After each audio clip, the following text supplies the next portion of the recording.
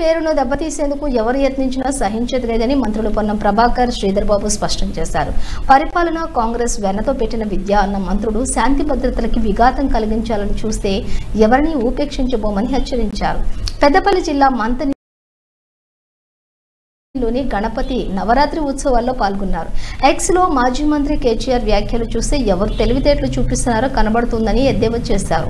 MLA Arikepudi Gandhi BRS ఎమ్మెల్యేని అన్న మంత్రులు ఆ పార్టీ అంతర్గత వ్యవహారాల్లో కాంగ్రెస్ తలదూర్చామని మంత్రులు తెలిపారు.